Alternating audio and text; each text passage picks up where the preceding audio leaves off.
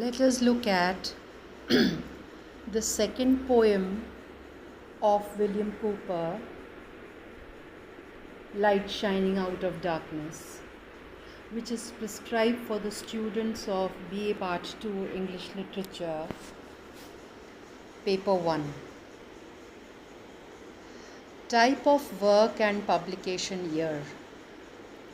Light Shining Out of Darkness by William Cowper, pronounced Cooper, is a lyric poem and a hymn centering on God as mysterious but benevolent. Benevolent means kind and generous. Cooper wrote the poem in 1773 and first published it in 1774 as a hymn in a book by his pastor, John Newton, entitled 26 Letters on Religious Subjects, to which are added hymns. It was republished in 1779 in Olney Hymns, a book on which Cooper collaborated with Newton.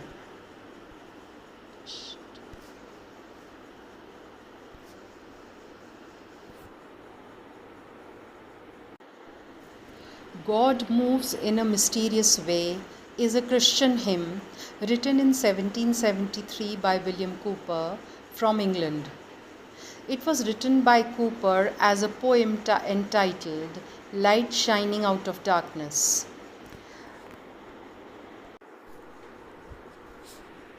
The poem is the likely source for the phrase God moves in mysterious ways, although the first line of the poem actually runs, God moves in a mysterious way. The poem, the last hymn text that Cowper wrote, was written following his attempted suicide while living at Olney. John Newton published the poem the next year in his 26 Letters on Religious Subjects, to which are added hymns, 1774. Summary of the poem. William Cowper, his poem Light Shining Out of Darkness testifies to his evangelical faith, a faith that convinced him he was evil and condemned by God as he sank into a depression that eventually resulted in insanity. In other words, he became mad. It adopts the traditional Christian metaphor of light as knowledge, grace, and Christ, and includes familiar lines from the Bible, such as its opening, God moves in a mysterious way. God carries out his plans in a mysterious way, the speaker says. Even though you may not understand what he does, he fashions and executes his designs for humanity with never-failing skill. Line 6. Be not afraid of the celestial clouds. Celestial means heavenly. The speaker says, they reign with divine mercy. The speaker tells the reader to trust God, for behind a frowning providence, he hides a smiling face. Lines 15-16. God works fast, the speaker says, and if the bud of his work tastes bitter, the flower will be sweet. Those who lack faith in him, those who attempt to fathom means understand his mind, are certain to err, means to make mistakes, the speaker observes. Only God alone can interpret his ways, and he will make them plain, means understood. God moves in mysterious ways is not just a popular saying, it is also the first line, paraphrased, of William Cowper's 1773 poem, Light Shining Out of Darkness. Cowper wrote the verse as part of a collaboration with his friend John Newton to produce a set of worship hymns for Newton's rural parish in Olney, England. Although Cowper succumbed to debilitating depression after writing the poem, Newton eventually published it in a collection titled Olney Hymns in 1779. Cooper's recurrent, anguishing struggles with depression inform his expression of faith in in shining out of darkness. The poet's format is 6 stanzas of 4 verses each, with a rhyme scheme of A B A B, C D C D, E F E F, and so on, and alternate line rhythms of iambic tetrameter and iambic trimeter, with the exception of lines 1 and 3 of the poem. The first and third lines of each stanza rhyme, as do the second and fourth lines. As you can see from the above rhyme scheme, A line 1, again A line 3, so first and third line rhyme, and B, second and fourth line rhyme, and so on. Cooper arguably drew inspiration from the Bible for some of the imagery in his poem. In each stanza, Cooper offers assurance. He follows his description of God's mysteries, adding, His wonders to perform. He plants his footsteps in the sea and rides upon the storm. The first stanza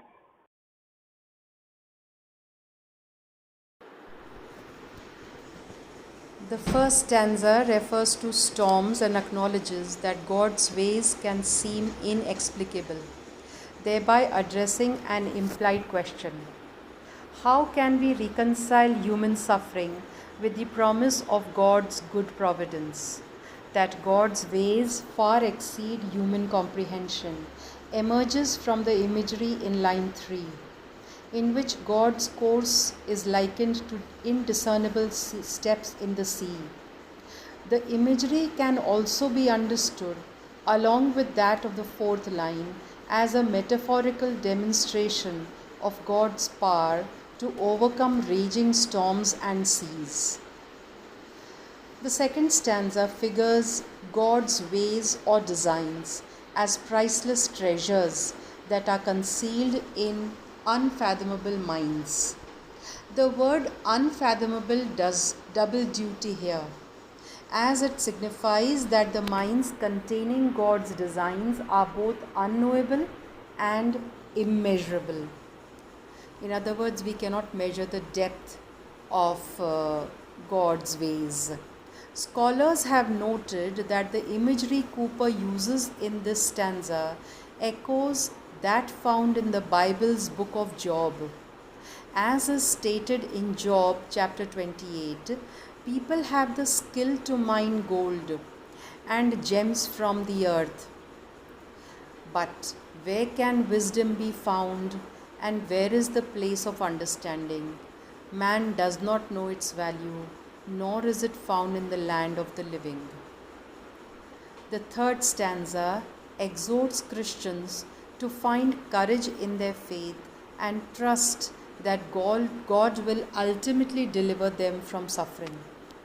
Once again, the poem invokes the image of a storm cloud as a metaphor for turmoil, but then transforms it into a vehicle for God's mercy.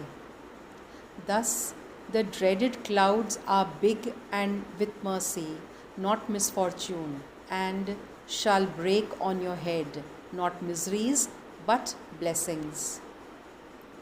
According to the speaker, the clouds may look threatening, but that is a misconception resulting from the limitations of humankind's feeble senses. It is not possible to grasp God's grand design through sight, nor sound or intellect. Even the human imagination, boundless though it seems, is insufficient to envision the wonder of God's ways. Because God's ways are entirely beyond human understanding, we must trust that they are ultimately benevolent. Once again, Cooper's poem reaffirms the words of the Bible. We look not to the things that are seen, but to the things that are unseen. For the things that are seen are transient, meaning temporary, but the things that are unseen are eternal, meaning forever. Book 2 of the Corinthians, chapter 4. Compared to eternity, a human being's lifespan is quite brief. It may seem that our suffering lasts a long time, but within God's cosmic time frame, this bitterness passes quickly. Thus, in the 5th stanza, the speaker affirms God's purposes will ripen fast, and sweet will be the flower. For those who believe in God's grace, their reward or sweet flower is eternal life in God's heavenly kingdom. However, what about those who don't believe? The speaker warns, unbelief is sure to err because we are hopelessly blind with respect to God's mysterious work. It is only through belief in God's benevolence that we can experience it. In the poem's final 2 lines, the speaker repeats, that God alone comprehends his sovereign plan. Sovereign means grand or royal plan. And he will reveal it in due time. William Cooper experienced a great deal of misery in his own life and may well have questioned God's ways. His mother died when he was 6 years old, and in his early 30s, he suffered an attack of deep depression. After an attempt at suicide, he was institutionalized for insanity. In other words, he had to be put in a mental hospital and then released into the care of a retired clergyman. Clergyman means a priest in the church.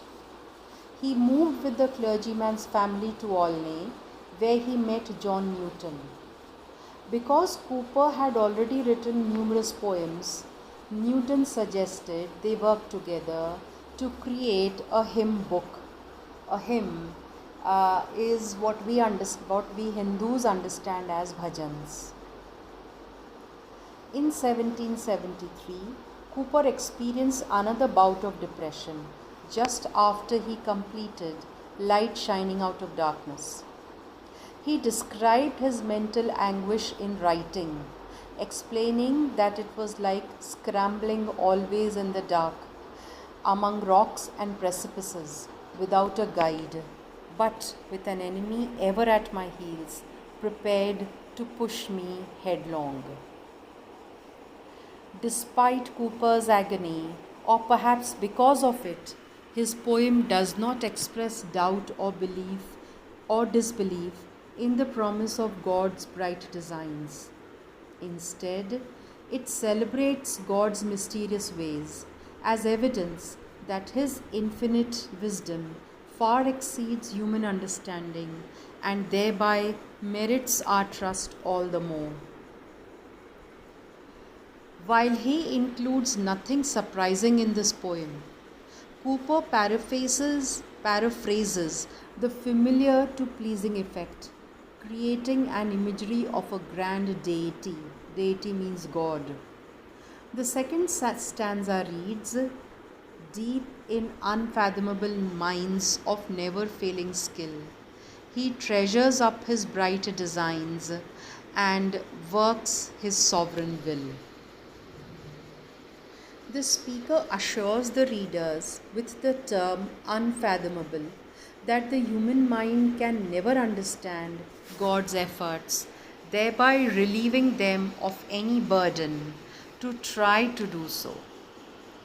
They understand a mine as a place deep in the earth, beyond the normal reach, where treasures might be discovered. The fact that God's will is sovereign makes him something more than an earthly king. who reigns but remains limited. Reigns means who rules. The speaker addresses the faithful in the third stanza, stating, Ye fearful saints, fresh courage take.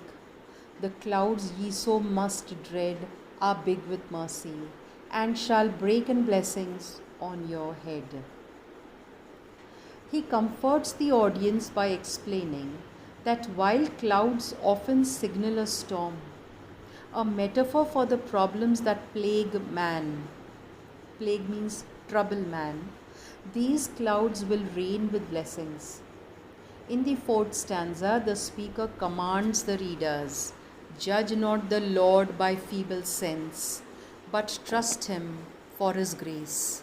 Behind a frowning providence, he hides a smiling face. Cooper continues his assurance by clarifying that our human natures cannot comprehend or understand the Lord because of his spiritual existence.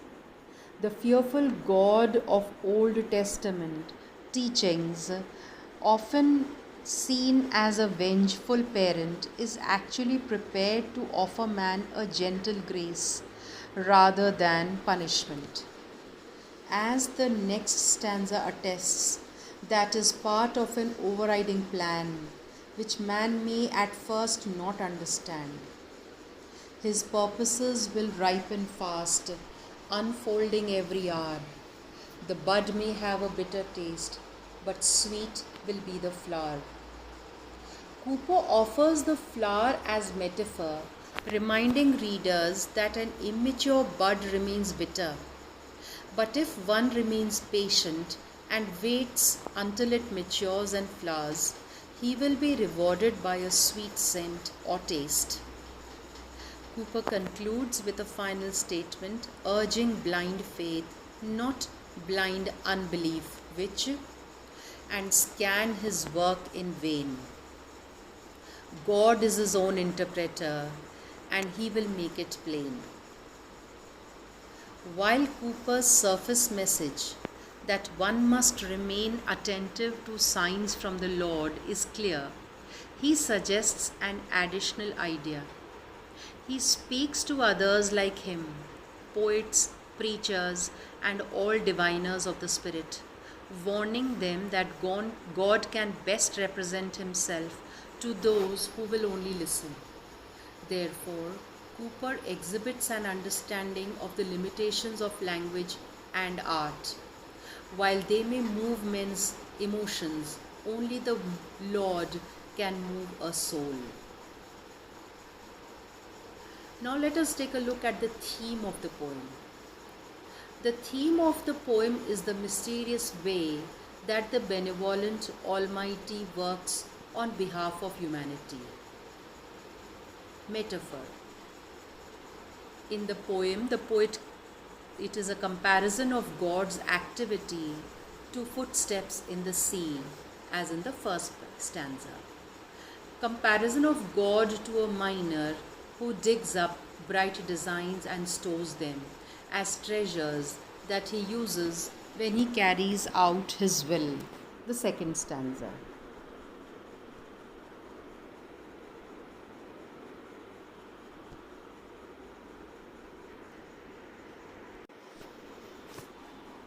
Comparison of mercy and blessings to rain from a cloud in the third stanza. Analysis. This poem is based on the wonders of God and his magnanimity. Magnanimity means generosity and kindness. The poem was written in 1773 by William Cooper. Cooper's image of God is such a magnificent and regal one. It is as if he is so amazed by his God and his brilliance that he had to write this poem to share it with the world. The title immediately says something about his image of God, that he is the light in a dark and clouded tunnel. The first stanza is introducing God, and starting to build up the reader's vision and idea about God. The third and the fourth lines: he plants his footsteps in the sea and rides upon the storm. This builds up the profile of Cooper's God. He is so powerful and strong that he rides upon the storm. We as humans see a storm as a powerful natural hazard, which, if strong enough, can cause a lot of destruction. Yet God rides upon the storm. This puts his splendor into perspective. The second stanza talks about God's ways of thinking and how it is superior to the brains of humans, deep in unfathomable minds of never failing skill. In other words, we cannot easily understand the ways of God. God's skill is so great that for a measly human, measly means ordinary human, to understand, it would be like going into a maze of millions of tunnels. Maze could be understood as bhool bhulaiya, if you understand the word in Hindi. We would just get lost and get confused. So the second stanza is about how God has a superior way of thinking to humans. And this is where he works his sovereign will. He works his will in this magnificent place, his will being sovereign, regal, and supreme. The third stanza is trying to persuade non-believers to believe in God and worship him. Cooper says that those who believe in God will be rewarded by him. He says that God will not be angry and uncharitable to those who have not previously believed in him. He will be big with mercy and bless them. The line, "Ye fearful saints, fresh courage take," shows that this poem is pre-1900s because of the language used and the word order. Also, "Judge not the Lord by feeble sense." The order of these words also shows that this poem is pre-1900s. Cooper overcomes the object which many atheists bring up. This object is unnecessary suffering, death, and terror in the world. Many people say that if there really is a God, then why does he allow all of this sinister wickedness to take place? Cooper's answer to this is, his purposes will ripen fast, unfolding every hour. The bud may have a bitter taste, but sweet will be the flower. This stanza, which is the fifth, says that the bad in the world all takes place as part of God's providence. His caring plan has everything worked out, and this bad has to happen in order to let the good prevail in the end. In the last stanza, Cooper shows that he knows the thoughts and points of the atheists. He knows that it sounds unconvincing, that there is a God of the world who no present day person has any proof for. He knows that it is unbelievable that this caring God could let this amount of wickedness happen in the world. But he says that God's ultimate plan is way too superior and sophisticated for our human brains to understand. He knows and understands the points people bring up, and he is saying that it will all become clear in the end. With this, we finish with the poem Light Shining Out of Darkness by William Cooper. Thank you and goodbye.